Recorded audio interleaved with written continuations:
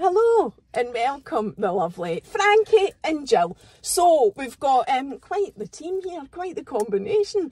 So Frankie is here because you've got a story to tell, because you are a man that has had a gastric sleeve. I am. Which I've never actually had on the podcast before, which is why I wanted to have you on. After the day I have, because it's predominantly women that you see on social media that talks about this kind of thing, and it is, you know, something that affects men as well. And we've got Gill, my friend from Cosmedicare, and you know, I was trying to think, you have only been on the podcast once before. However, I didn't even know you'd been on it. Oh my God! However, Gill, that's what I was just going to say. Gill has contributed massively to the podcast. You have. I send you people. I just find interesting people in my work, and I think that's great. You send to them. Exactly. And for that reason, I actually don't know that much about you, because I can't research you. Well, you're going to find out all this next hour. Exactly. That's why you're here. So I don't know a huge amount about you. I know that you've had the gastric sleeve with Cosmedicare, and Gill's here. You're not just contributing to the surgical side of things, because you are a friend of mine. I want you to contribute to the whole conversation. Here because Frankie was peeing his pants and didn't want to come on the podcast, so that's why I'm here. For moral support. Oh, right. No, so, but let's be truthful here. The reason Gill's here is me and her we kind of clicked, didn't we? Definitely. And we got on really well, and Gill has been a big part of my journey, so having her here just felt right. So she's your friend as well. No many people can say that, because I don't have any pals. It looks like I'm stuck with you then. That is rubbish. Right, so starting from the beginning then, Frankie, before you, like your whole weight journey, before you even thought about having a gastric sleeve, what was life like for you? Will I swear on this? You can say it. You can actually say any words you want. Life was shit. It was absolutely pish. Waking up every morning, waking up 4 times during the night because I had sleep apnea. But my days just rolled into one. Everything was just miserable, and I wasn't able to live my life the way I want to live my life. So I wasn't able to do my favourite things, such as hill walking, swimming in the sea, on roller coasters, bungee jumps.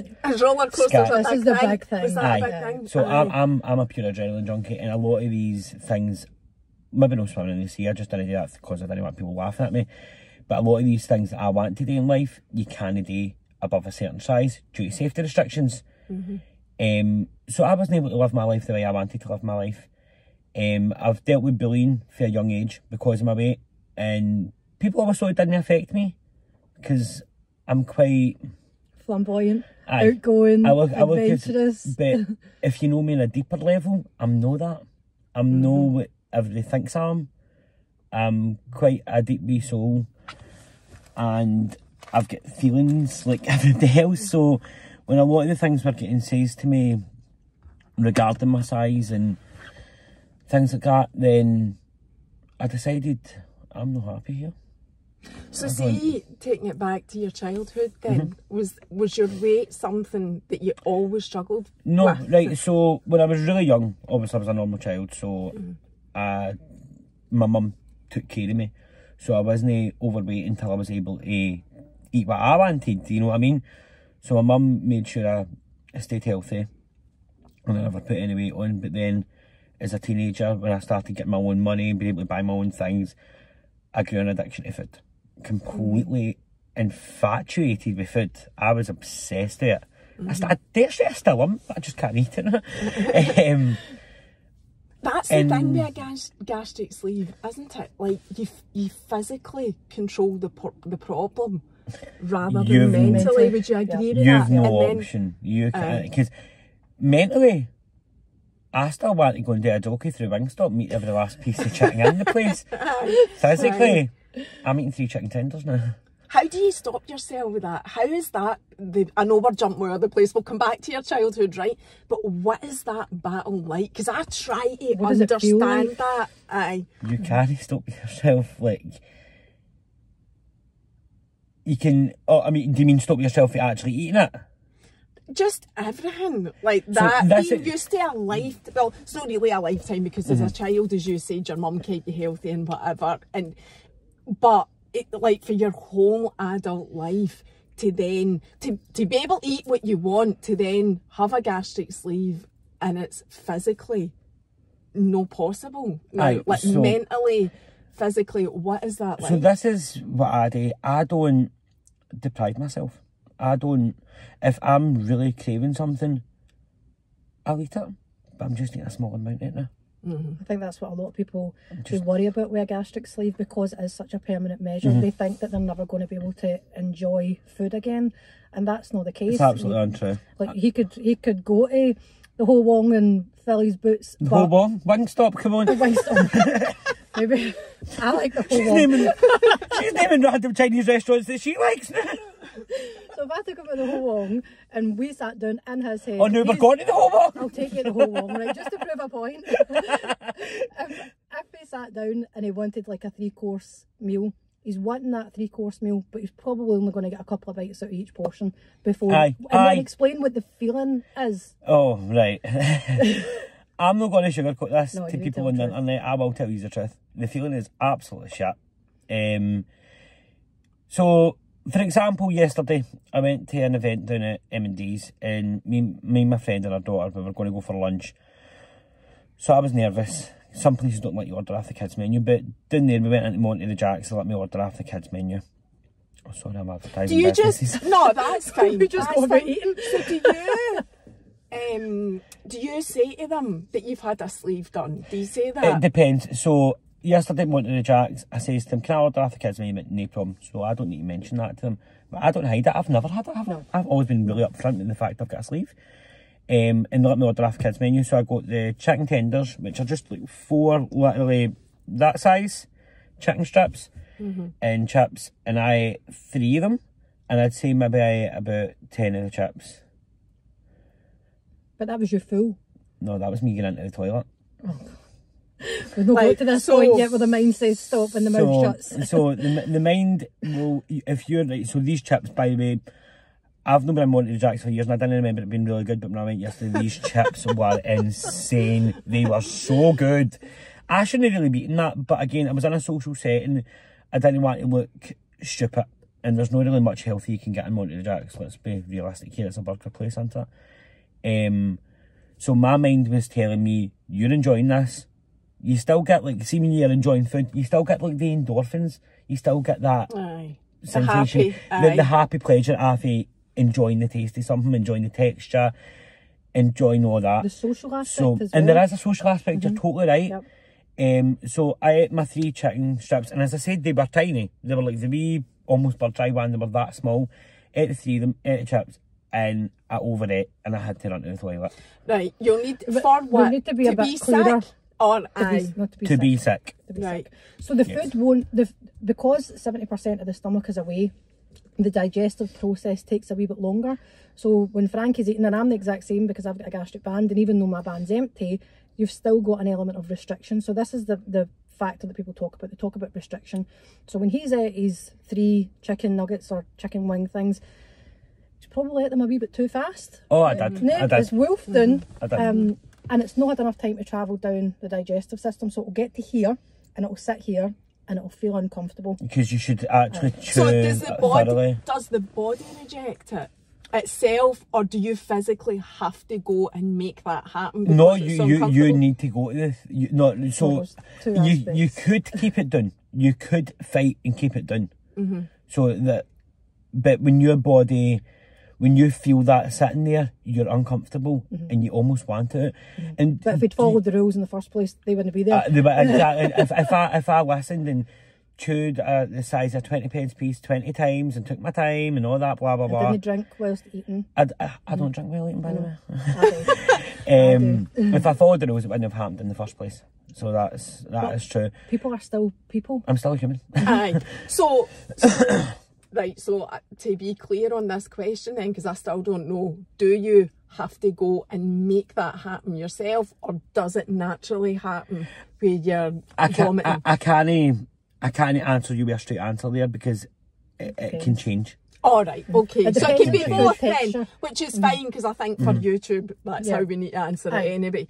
So food textures. So see if you take Häagen-Dazs ice cream, which is my go-to when I want to treat myself, that's a slidey food, so it's going to go down. If you're drinking soup, that's a slidey food, it's going to go down. Right. If you're eating chicken or burgers or chips, they're things that take a wee bit longer to process through the digestive system, so they're going to sit there. The And carbs are worse, just aren't they, for and context, that- a slider food is a food product that will go straight through your stomach and straight into your upper intestine. Yes, well done. Biology lesson. It'll go straight into your upper intestine, so it slides straight through the stomach, so you'll not get that sense of fullness in your stomach. So this is things like crisps, sweets, chocolate, ice cream. What else is there? Coffee with loads of sugar in it. Go straight into your system. So that goes straight through, and you don't feel that sense of fullness. You get no nutritional value from it. Zero nutritional value. And then there's other things that aren't a slider food that will stick, but there's still no nutritional value, such as a egg sausage roll.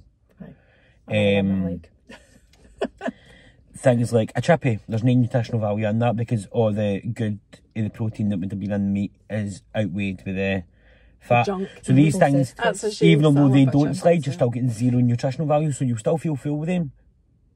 But you're wasting. You'll not feel full you're for wasting. long. No, definitely no. Half an hour max. So you're looking for protein-rich So foods. you're looking for things like plain chicken, and I know that doesn't sound very interesting or exciting, and let's be real, it isn't. I don't know how ginger people do it. Sauce. I know, I don't know how they do it. And you need to be Constantly careful with your chicken. sauce as well, because a lot of sauces contain a lot of sugar, a lot of salt, a lot of fat. So you I'm really, so proud of you that you've learned all this. You've been listening to the dietitian. Did you have no choice but to learn though, or did you do your research beforehand?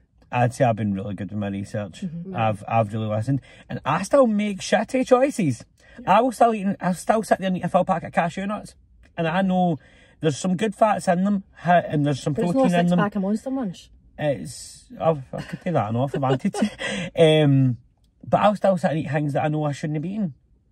Because So I suppose, and that's the mental side it. So going back to like growing up and whatever, we will talk more. I know. about Let's go back to the start. The start of the story. So, see when you started to get to that point of you can make your own choices. When did you become aware of the fact that it was absolutely mentally? I mean, you've talked about it as an addiction, and a lot of people do say that have been in your shoes. Did you ever like recognise it as No. I've got a problem? No, I didn't actually recognise it until I decided to get bariatric surgery. I didn't think I had an addiction. I thought I just enjoyed food. And then I tried to go on a diet prior to the bariatric surgery. So you need to go on a liver reduction diet. That's when I identified I've got an addiction to food. I couldn't control it. I couldn't stop myself. My pals would text me and ask me, sorry Jill, my pals text me and ask me to go out for lunch, and it would be like a Korean barbecue, which is, there's a lot of eating in them. And I knew I was on this liver reduction diet, and I still couldn't say no. I couldn't say no. And then I'd feel guilt after it, and I'm going to say trigger warning here. I would feel guilt after it, and I'd put my fingers to my throat. Yeah. So we didn't know that at the time. I didn't tell you that. I know you didn't. But what we did know was, it was myself that spoke to Frankie the first time he phoned to inquire, and he was telling me about his eating habits and the social situations, and he went into a bit more detail about his motivations for having surgery. I don't know whether he's going to talk about this later on, but it was very clear to me, from being a heavier person and somebody that's had bariatric surgery before, and from dealing with the patients at Cosmedicare and working with Chris Shearer and Kamal Mahawa, there was a lot of psychological things going on. I needed you. This wasn't just as somebody that kind of controlled their eating. There was a lot of emotional triggers with eating. It was a comforting approach. 100%. It was almost self-harm at this point. Right. But see the people that and I've not been in the position, so I can't speak from experience, right? I can only speak from the experience I have from speaking to people that have been in your shoes. And what seems to come across time and time again is that there's always a mental health aspect linked to it. How did you're harming yourself essentially. So there has to be something there to make you do that bad to your body. There has to be a reason why you are How do you deal with that in the surgery? You know, like in the clinic, consultation process. Aye, because you're not just dealing with a weight issue. No, surely 9 times out of 10. There's a lot of different things that go into this, and it's almost like trying to establish what came first, the chicken or the egg. Did the weight issue come first, and then that has led to the psychological issues, or was the psychological issues there that has led to the food issue, which has led to the weight? So that's really where you start trying to figure out why somebody is eating, why the diets aren't working, why they can't stick to a programme. We also need to figure out whether they're going to comply with the restrictions that come with having an irreversible surgery. So there's a lot of psychology that goes on with that. So the patient care coordinators who deal with the initial inquiry, they're trained to a certain level. I got you and then Julie, didn't I? You got me, then you got Julie. God help you getting me first, because that was almost a red flag straight away. You were the reason I done it. I know, but I did have to speak to other people, and I mean psychologists. Because I flung some things down to you, didn't I? Aye, and I knew it was the right thing for you, but I'm not a psychologist. I can't make a clinical diagnosis. I can't make that decision. So that's why there is a process in place. If I had my way, everybody in the UK would have a psychological assessment before any elective surgery. I actually agree with that. I think that's the way things should go. However, if you're going to say to someone, I want you to have a psychological assessment before they have a gastric sleeve or a breast augmentation or whatever, a lot of people might take offence to that. I believe that as a patient that's been through it, I agree with you. Yeah, I believe as a provider, we've got a duty of care, not just for the physical health of a patient, but for the mental and emotional health as well. And a lot of times people don't disclose the other issues that are going on. They feel that it's none of our business. And we're not asking these questions to be nosy. We're wanting to make sure that we can support them. It's important when you're doing that initial consultation. It's important to be an open book. Yeah. So when you identify, say, let's just say for talk's sake, deep psychological issues relating to the eating, what then does Cosmedicare do? Is there a conversation? We have a very They go for a meeting together. Yeah. All of them. And do you get the like therapy or No, we can advise people to go for therapy. On some patients, we will ask for a psychological assessment. We've had patients, and we won't be alone in this. We won't be alone as a provider. We'll probably be one of the few that actually pursue it all the way through to the end and have the conversation. Because I'm going to say this as a patient right now. It's not just about the money with Cosmedicare. I knew that already. A lot of people from the outside looking in will maybe think they're a business. We turn away a lot of patients. I was just going to ask you that. I wasn't sure if I was allowed to say that, but no, it's fine. No, you've said it. I've known people who have got the money there, ready for surgery, and they've been told no. And that's what I get dragged for. They've been told no. But how can you be getting dragged for actually showing an interest in people's well-being and not just flinging them on a table? Where's the line, Gill? Right, so how does Cosmedicare decide, like, you're okay for getting it and you're not? So, I mean, and that is quite a... Which it's straight down the line. It's not a straightforward yes or no. A lot of the time I make the decision, and a lot of people don't like that because I'm not a doctor. But at the end of the day, it's my name that's above the door. It's me that's got to stand, and it's me that's going to get dragged all over social media if somebody hasn't disclosed certain things and then starts complaining on social media because of patient confidentiality. I'm not allowed to respond and be open about what that person's actually saying. So if I've got reservations, I will raise them to the surgeons, and the surgeons and I and the psychological team, I'm stuttering my words today, will sit down and have a conversation. Now, it doesn't automatically mean no. I mean, we've treated people with severe mental health disorders, including schizophrenia. We have treated people that have got these issues. We've treated patients that have been autistic to the point where they've needed a carer. And my own child's autistic, so I don't think that should be an automatic no. There's a lot of different things that go with Asperger's and autism and ADHD that can lead to, I won't say eating disorders, but irregularities in eating that can cause people to be overweight. See, while we're on the subject, having autism and going through this surgery, what I will say about Cosmedicare, this is if anybody watching this gets to the point where they're about to get surgery, see, when you go and you'll get a visit prior to getting for surgery, and anybody with additional needs, autism, anything like that, where they need to physically see, or a heavily anxious person, or somebody that's very, very anxious. We'll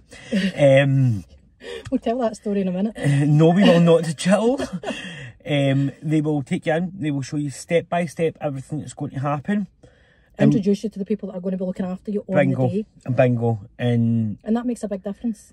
When you meet like the likes of Amy or Chris or things like that, these are people who are going to be there through your journey. Most of the time you're dealing with Chris, you'll be sleeping, mind you. But the likes of Amy, she is... Chris is alright, you. I like Chris. Yeah, it's funny though. I was at my face on the meds after I woke up, my fist pumped. I know, I remember. I remember the bit before the surgery as well, which I've got to tell, because there's so many people. Right, anyway, so moving on. So they will take you through step by step, and they will show you everything in order. What I will say to anybody who needs to have everything planned in their head, there is a anaesthetic room and there is a room for the surgery. They won't always put you to sleep in an anaesthetic room, they might just walk you straight into surgery. But apart from that, they will take you through step by step and show you everywhere you're going to go and explain everything to you. Which I feel is a really important part, because I nearly never got on the... Well, we just tell it. Just tell. I nearly never got on the table. Which was going to be my question. And I hope this is part of the answer. Is there people that you see and you go, well, no, they knew, but maybe... We've had situations, and Frankie came very close to being one of these patients, where we've had to say, this is not a good idea the day. Let's park this, let's rethink it. If you decide you don't want to do it, we'll give you your money back. Or let's look at doing this a different day, because your anxiety levels are through the roof. I know. I was nearly no allowed on. So there is that issue where anxiety can cause the heart. Because if you've got somebody that's got a higher BMI, we need everything to be as safe as possible going into that surgery. Your heart rate's through the roof, and then we're going to pump you full of adrenaline and put you to sleep.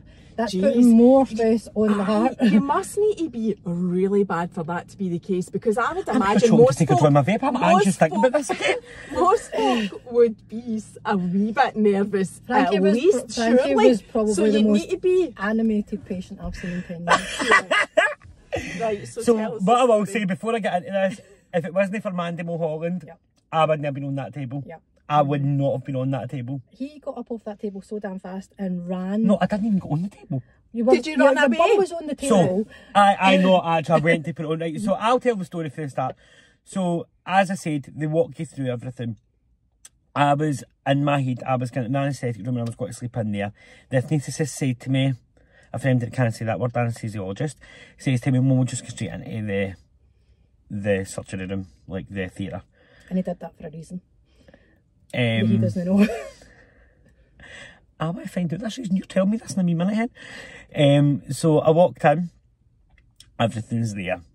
Everybody's talking to me, trying to tell me who they are. When you're saying everything's there, you couldn't see anything, because these no. things are What I mean is, huge. staff was there, the bed was there, the machines were there. Like previous to me seeing this room, it was an empty. You seen it when it was empty. Empty sterile room. So when I get in, this room's prepped for surgery, obviously, because I'm getting surgery. And there's a Jesus Christ bed, and he's like, right, no. So the bed, just to put you in the picture, it's not a bed, it's in the shape of a human skeleton, where the two arms come away out, the two legs come away out. So they've said to me, jump up in the bed, and I'm like, right, jump up in the crucifix. Right, cool. So I've went to get up and I'm convinced in my head that I'm not coming out of this surgery. My anxiety was horrific. It was through the roof. When we went to call him, you could physically see the colour drain out his face. You'd have thought he was walking to an execution chamber. Aye. That is the best way to describe this. I genuinely, I had my funeral all sorted.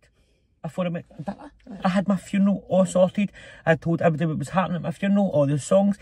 I was convinced I wasn't coming out of this. And I was convinced he was, or we weren't doing it. And do you know what I mean? They had already done all these checks to make sure there was zero complications. Because it's elective surgery. You don't die in elective surgery. But in my head, I was dying. So I've went to go on the table. Everybody's been trying to talk to me, tell me who they are, what they're doing. I mean, I done that. I turned around and I shut all these professionals up. I went, give me a minute. And immediately it's like, silence. When you could hear a pin drop with the silence, apart from the music in the background, it just went, and everybody just shut up. And then I looked around and I went, I need a minute. And the anaesthetist, tried to talk to me. I put my horn up and I walked out that room. I broke down. Broke down, break my heart creating. I was petrified. My anxiety was through the roof. This is not just for the chance that I might not come out. This is a big day. This is life-changing. This is the day my life moves forward and it gets better. Or in my head I die. One of the two. So I've stood out in the anaesthesia room, just break my heart, trying to focus to get in and go on that bed. And out pops this wee angel from my childhood, Mandy. She just appeared in front of me, literally. Mandy works at Cosmedicare, she didn't just wander through the corridor. She didn't, no. So just to put you in the picture. A ghost. No. Mandy stayed round the corner for me when we were younger. And imagine in your dream, like somebody from your past appears in front of you. And I looked up at her and thought, I can't just say to her, what you doing in this dream? It was that surreal when I looked at her, because I had already seen her, but I hadn't put two and two together. This is Mandy from when I was away. And she came in like an angel for the bloody sky itself. And she was like, you've got this. Held my hand, she went, calm down, we've got this, we've got this. And I'll still say to this day, if it wasn't for her, I wouldn't have got on that bed.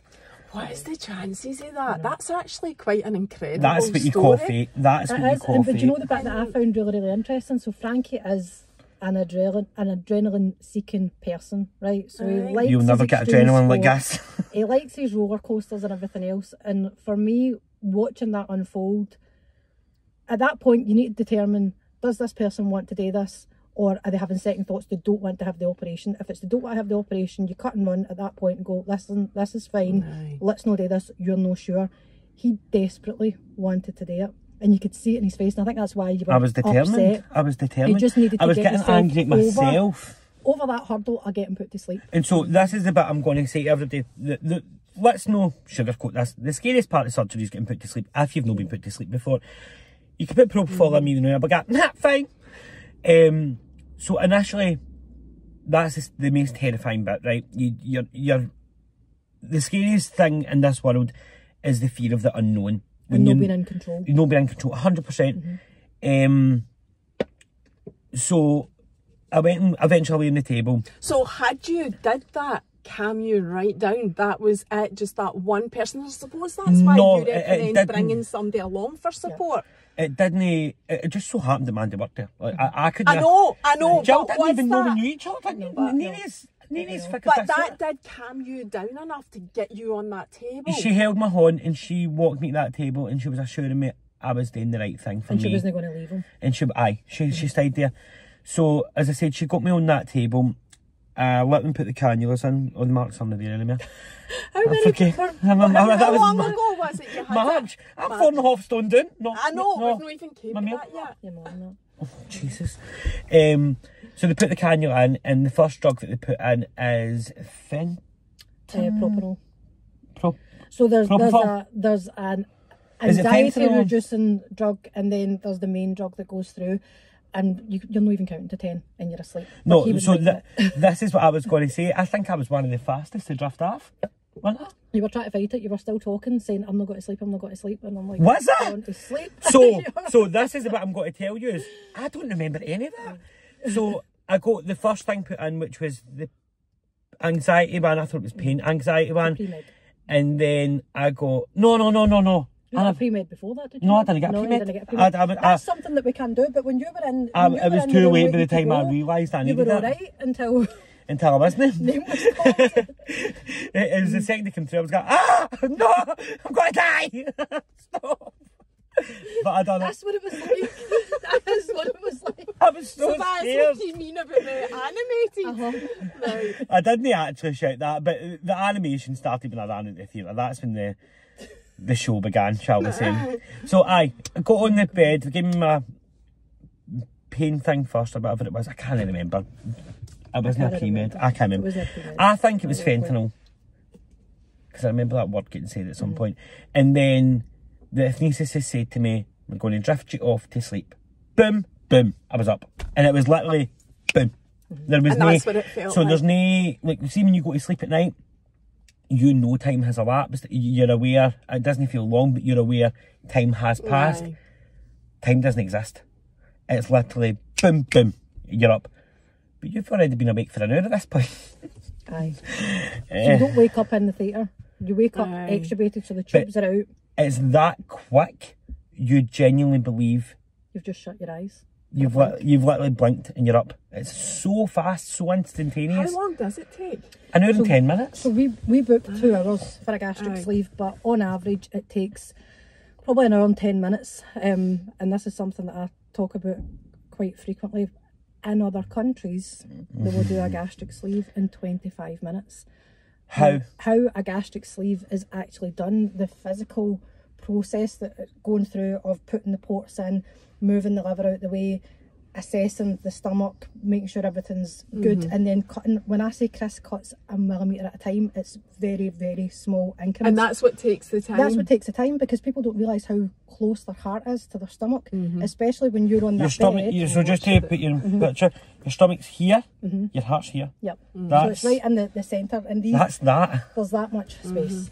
I remember the first time I watched a gastric sleeve, I felt like a bit of an idiot, because I said to Chris, "What's that?" And he went, "That's the heart." And my heart literally dropped. I thought, it's oh only... my God, because the reality of... It's only about an inch and a half away. For me, as the provider owner, the reality of having a different demographic of patient on the table from the plastic patients that we are used to. The plastic patients, the BMI upper limit is usually about 35. The BMI upper limit for a gastric sleeve patient is 50. So the comorbidities that come with I didn't realise it was that high. Makes it a more complicated surgery, a higher risk surgery. The surgery in itself is riskier than any plastic procedure because of what they're actually doing and how close the heart is to the stomach and all the other organs. So when you see it on the screen, because it's done laparoscopically, so there's a couple of, there's 5 ports that basically go in. So you're watching it on the screen and you're seeing it, 6, you're seeing it in real time. That heart beating, that liver to the side, that retractor holding things. It's a lot. It's a lot. So you need to know what you're doing. Right, so back to the I know. This is all dead interest. You were all, we don't, a lot of this. You were always going to get this issue with me and Gill. You were always going to get this issue with me and Gill. So it's not an issue. It's perfect. It's perfect. So going back to today's night out. The best night out I've had with somebody in a long time. I don't even drink. And I could imagine that with you just being here. I could imagine that. So the mental health side of it and the actual, you realise, so we got to the point where you realised you had an addiction to food. So obsessed with food. How long was it then till you, what age are you? We've not said what age you are. And you just had the op done this year. So that's a long time. I got the op done in March and I've lost... I think you're nearly at 5 stone now. I don't think I'm as 4 as that. I think I'm about 4.5. I think you're a bit more than 4. I started nearly 21, wasn't I? Yep. And I'm doing it 16.4. So I'm nearly 5. I'm nearly 5 stone. Mad that I know this more than you do. I would like to think so. It's your company. It's your body. So I done my first Monroe last week. I saw that. Yeah. I saw it. No bother, by the way. No bother. I keep wee inspirational photos on my phone so that if I'm having a crappy day I can flick through them. And the amount of pictures I've got that Frankie's sent me when he's been doing stuff that he couldn't do before, like the roller coaster one, that made my day. Everybody loved this picture. So down in Alton Towers in Staffordshire. Why did I give the location? Everybody knows what Alton Towers is, don't they? There's a roller coaster. Well, all the roller coasters have got wee test seats where you can check and see if you're big enough to get in them. Small enough. Sorry, Gill. Thank you. You were small enough to get on it. Fuck's sake, can I fucking fart out when she's down your throat? So you can put the bar down and see if the 2 belts clip in. And obviously for me, I was that big. They didn't clip in. So this was... Should I tell them when I done it? Aye, that's fine. I shouldn't have done it. So anybody who does get surgery, don't copy me. Do not do this. 3 weeks after surgery, bear in mind I've not been able to go on this roller coaster for about 8 years or something like that, 9 years.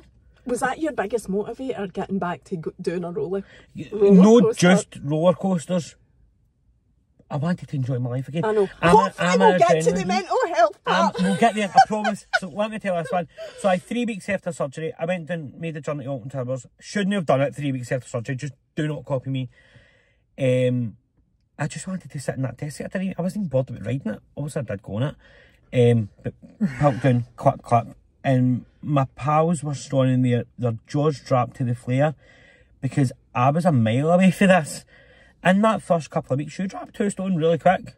Really quick. It falls off you, that first 2 stone. And then we took a picture.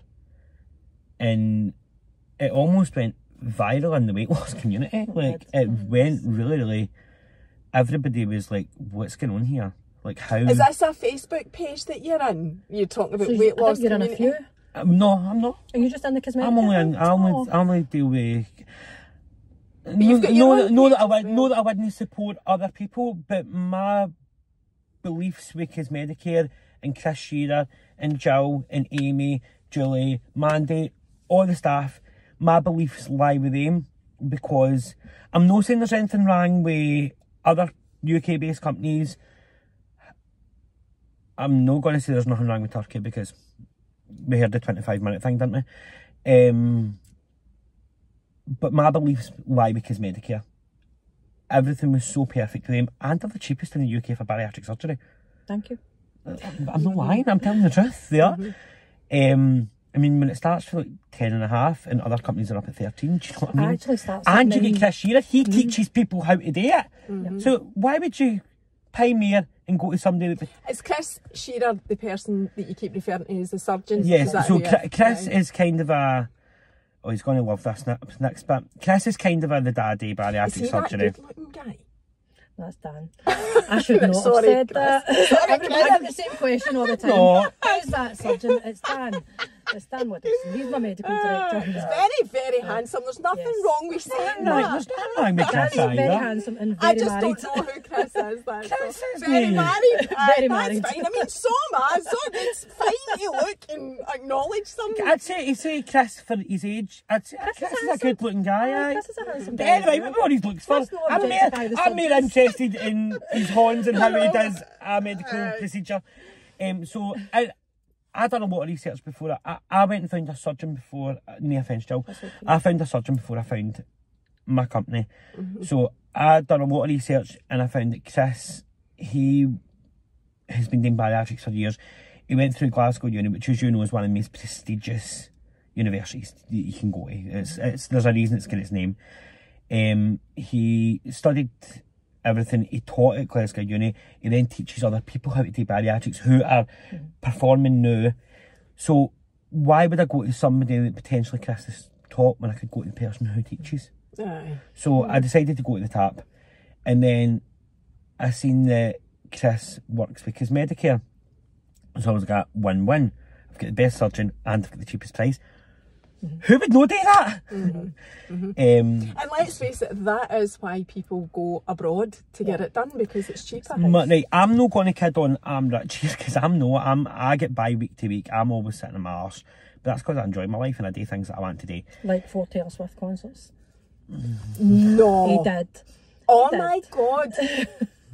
Right, anyway. I had a fifth ticket as well, never bet. Anyway. What was I saying there for? Right, so you were talking about going to Cosmedicare, being the cheapest. Chris was the top. So this surgery with Chris at Rose Hall is over £1,000 more expensive than what it is at Cosmedicare. No, it's not. It's over £2,000 more expensive. I was being kind. Right. Then if you look at third-party providers, and I need to be very careful when I speak. £2,500 actually. Aye. So there's other providers, and I can't name them because they actually operate out of St Helens. So we facilitate their surgery for them, and they send a different surgeon who's another amazing surgeon, Kamal Mahawa. He's fantastic. But when people go to those third-party providers, one, they're paying more, and two, their care is not with Cosmedicare. So when they leave St Helens Hospital, we're not responsible for them. And can I just say something? You want Amy Panther at your back. You want her there for you. Amy and Bernie. How did you get them? They are unreal. A lot of hard work. They are unreal. See what you think you know about nurses? you've not seen this. No, there's different types of nurses, there's different levels of nurses, there's specialist nurses in specialist areas. I've dealt with Bernie. Bernie's amazing, but Amy was she's a specialist bariatric nurse. She was, and wow. Yeah. You feel as if you've known her for 20 years the second she starts talking to you. Yeah. So I suppose the bottom line is, what you're saying is, it's the all-round care. It's not just about the surgeon, it's like everything that you get for your money at Cosmedicare. I've got a direct email address to contact Amy or Bernie, and within 20 minutes I will have a reply telling me either A, phone us and we'll talk about it, B, what I need today, or C, reassure me. So that's your aftercare. And see, when I say within well. 20 minutes, you're lucky if you even wait 20 minutes. And I could phone through the now and speak to Gill, and Gill will transfer me straight through to Amy. Like, see how... knows who you are. Aye. They all know this. I don't even need to say my name anymore. And that's not just for Frankie, that's that's every patient. Aftercare, so it's the all-round. Don't get me wrong, I've probably been a wee bit more impressionable than others, but... you left an imprint. Right, I really want to get your mental health... And we're at 40 minutes already, jeez. Right, so... Right, I'm going to kickstart this off, because I think the easiest way to do this is... Frankie's a big personality, right? Frankie's well known in the local area, was very flamboyant, very confident, and not long before Frankie decided to have his bariatric surgery, he came off every single social media platform. And I think one of the reasons you did that was because you didn't want people's opinions on what you were going to do. Not at all. That's, sure? That's not why I come off of socials. I come off of socials for... So I didn't know you when you were on social media. You told me this, that you were obviously on social media, but you came out. It was more a pastime for me, social media. When we're saying social media, I mean TikTok, right? So I would go on, and I had met loads of people that I got on with and I liked, and everything just moves so fast on that app, and you get involved in all these circles, and you get involved with all these people, and I'm such a... I want to make pals. I want to be pals with everybody. That's my problem. And I'm very trusting to begin with. Very, very trusting. And I put all my trust in somebody, and then when they break it type thing, which I shouldn't do. I need to protect myself. So I had a great fun on social media. I got over 10,000 followers and blah, blah, blah, blah, blah. But then things started going wrong, and... Sour. Aye, and people were falling out with me, and I couldn't comprehend why, because in my head I've not done anything wrong to these people, and they're maybe listening to something that they're saying, or I'm speaking to something that they don't like, and then I started getting bullied on other platforms, getting slagged for my weight. Apparently I was stinking a pish, and BO can verify that maybe I don't.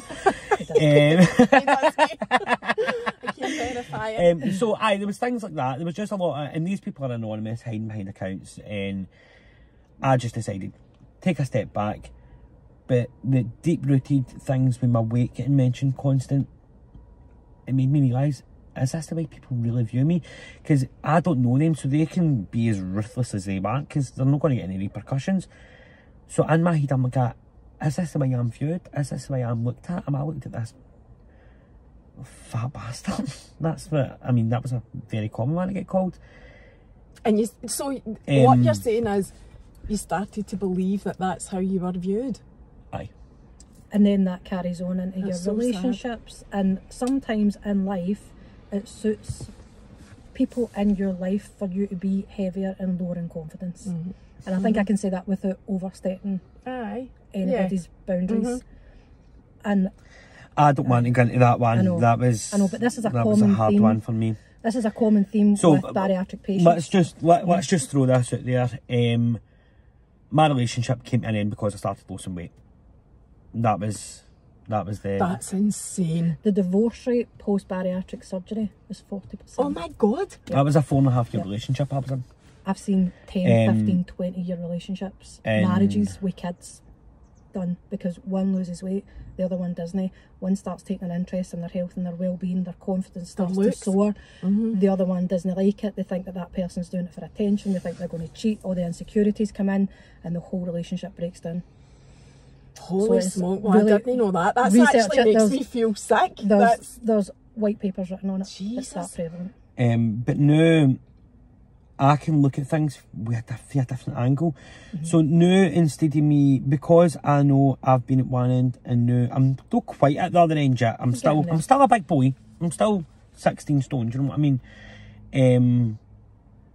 Now I know what I'm looking for in somebody. But I think I do. You know your boundaries. And I don't think you would let I don't think you would let a partner speak to you the way you tolerated the previous one. Definitely not. No. So I've started... I wanted to go and speak to him. So that's what pals are like, eh? Yeah. I'll go and... I couldn't give Gill an address, put it that way. She's a really good pal to have. She's a bit of a psycho, but I want to begin her address. So anyway, one of that crap, one of him. But post-surgery, losing weight, I've started talking to a new guy. And just to put you in the picture, this guy is the most intelligent guy I've ever spoke to. He's so interesting, he's intriguing. He speaks to you as a person. This is going to, I don't know if I'm allowed to say this. The main thing that I like about him is, how to explain this? Imagine like Sheldon Cooper at the Big Bang Theory. Right. You get what I'm saying there? There's something so pure. I don't know there's something pure and honest about him. And he's got autism. And there's something just so... There's no hiding his feelings. There's no hidden agenda. So, I know what he's thinking about me. An innocence, almost. Almost an innocence. Almost, An acceptance. Every time he sees me, it's like he rolls out a red carpet for me. And But now I can see by looks, they are genuinely skin deep. They are nothing. Aye, a pretty face is just a pretty face. So I mean, a pretty face fades. So I mean, I had one of the best looking, after I broke up with my ex, I had one of the best looking guys ever in my inbox, and I was like, alright, I'm no used to this. And then the conversation developed, and I'm looking for somebody that I can enjoy spending time with, that I'll feel comfortable enough to bring into my house and cuddle up and watch a film with on the couch. I want that level of trust and comfort. And this guy wasn't interested in that. He wanted... Wham bam, thank you, wham bam, thank you, ma'am. But even though he did want to develop it into a relationship, his first and foremost point of focus was sex. And that's not where my priorities lie. I want to build up a friendship with somebody. I want to build up comfort before I even get to that kind of point.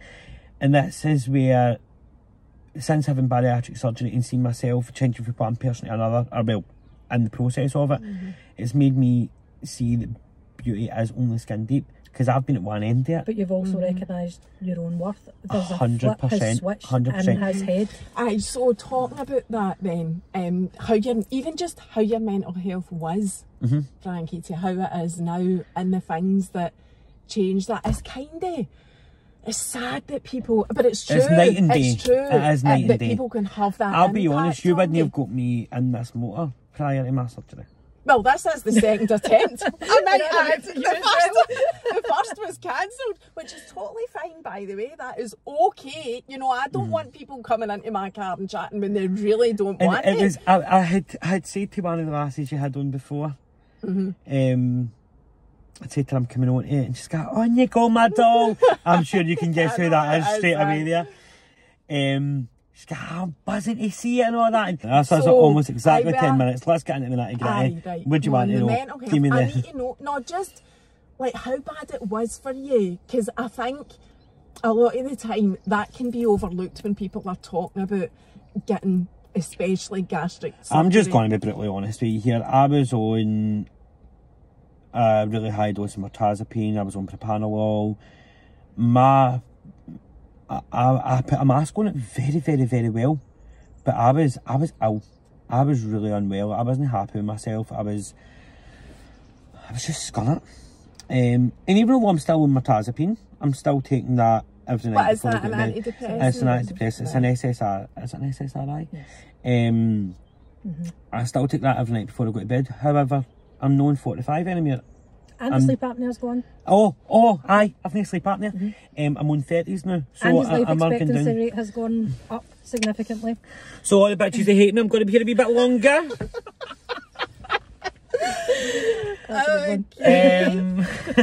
So everything has changed. So sleep apnea, I had sleep apnea, non-alcoholic fatty liver, and I was at the start of a very, very, very slippery slope. I was going to cost NHS thousands and thousands and thousands, and they couldn't give me a free gastric sleeve. Do people get free gastric sleeves? Aye, off NHS, but I've never even heard about that. Listen, this is a myth. You go through the weight management programme. It's very, very I get knocked back for the weight management programme. It's very, very rare for people to get elective surgery in the NHS now. The NHS is not an infinite resource. They are struggling to deal with cancer surgeries and orthopaedic surgeries. The days of getting stuff in the NHS, it's gone. So I got a letter through yesterday, obviously. I went to weight management in November last year or something like that. And I got a letter through yesterday to tell me that, no, basically they're not going to send me to classes, they're not going to give me any weight loss injection or bariatric surgery. I mean, little do they know that in March I got it done, do you know what I mean? So, has your doctor said anything? Have you been to your doctor? I have been to my doctor, everything that they're impressed with the way it's gone, and we're tracking my BMI, and now, by the way, my BMI started at 47, 46, 47. Up there, aye. So I was nearly at the point where I wouldn't have got surgery. I mean, 3 more points on my BMI and I wouldn't have got surgery. 2 stone, that'd be enough. Aye, I wouldn't have got surgery. And my BMI is now at a point where if I phone Julie the day at Cosmedicare and said I want a gastric sleeve, she'd say, sorry, you're not big enough.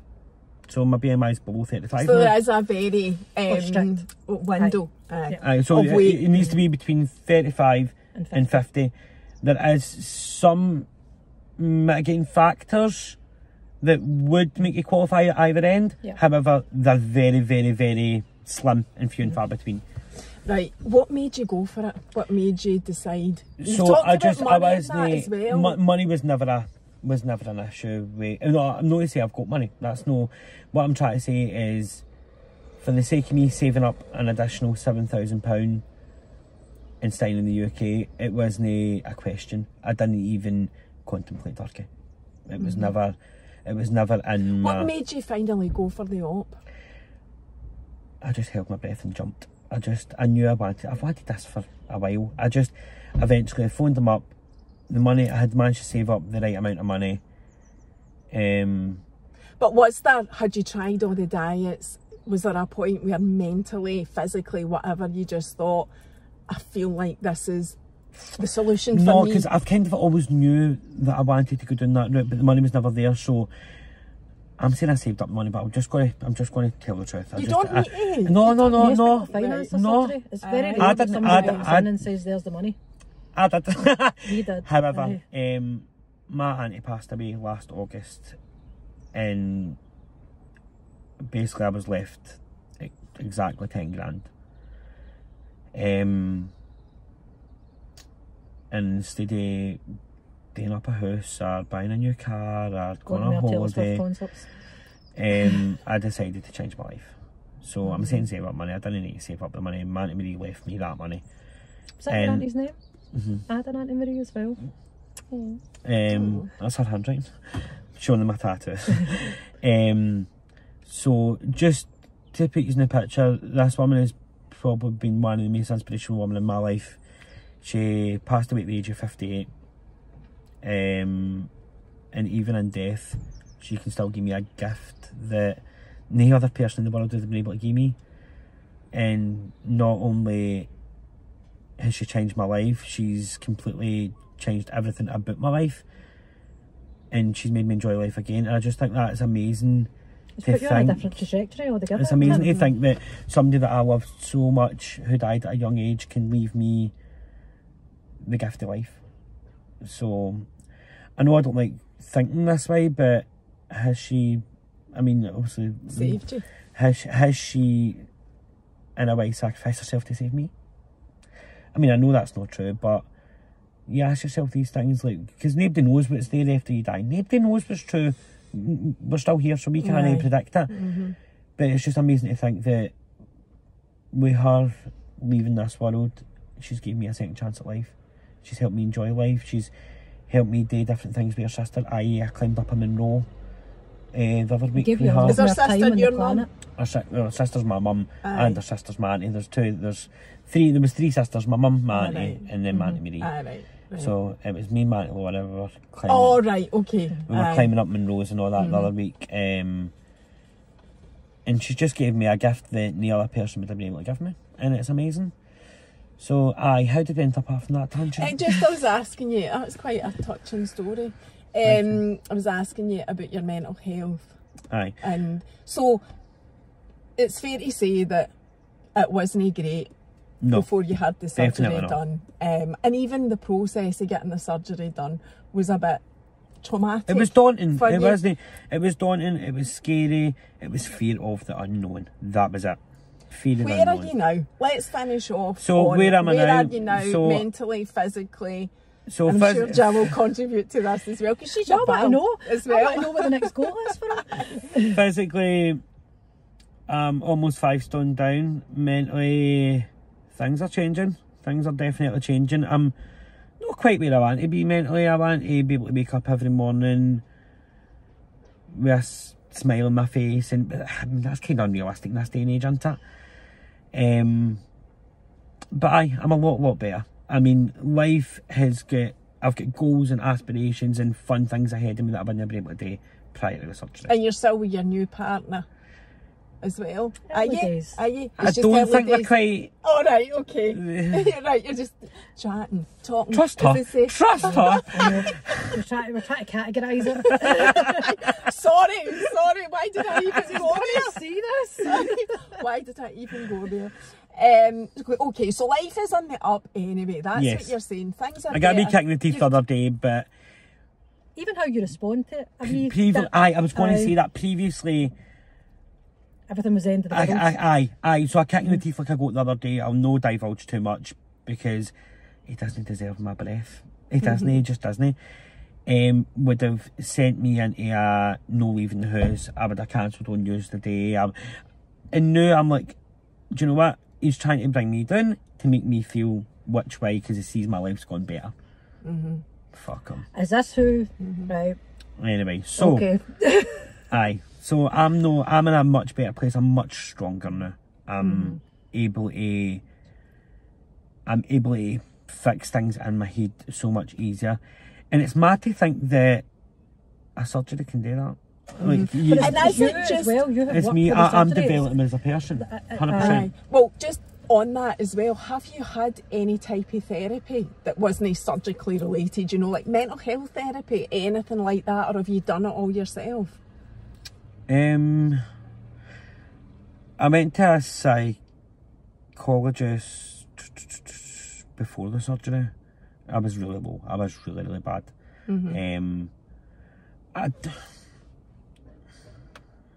I think everybody anyway, needs therapy. I was going to go right into the nitty gritty there, but I don't want to because that's the old Frankie. There was a point where I was really low, and I'm sure people can read between the lines there, but there was a point where it was really bad, and that's why I went to a psychologist because I didn't think it was fair on my family, my loved ones. So I addressed that issue, and it did help, and that's when I decided to start making positive changes, and the final big change was going to Cosmedicare. And I think the big thing, the big message loud and clear for that is that if you ever get to a place like that mentally ever again, you've already got the support in place. You know where to go, you know where to speak to. To me, hopefully I'll never end up there again. I think he's got a lot of the tools to stop it getting to that point. 100%. And he's got the right people around him now. 100%. There was some people there that maybe weren't. And here, and no many people can say this, and you'll agree with this one, Gill. I could pick up the phone to her any time of day or night and say, I'm struggling, and she'll answer me. And how many people do you answer the phone to?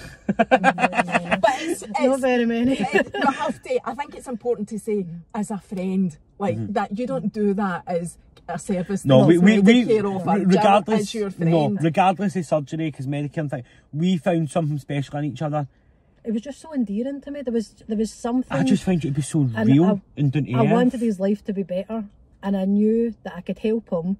I'm not a doctor. I'm not a psychologist, but I'm a person. You built an empire that I could have. Empire biscuit. I'm not eating them anymore. And you're local to each other as well. It's not like, no, I know. So listen, that's us. Time is up. I was actually worried how we were going to fill. I was worried how we were going to fill this out, and it's just been boom. I'm so glad you did this.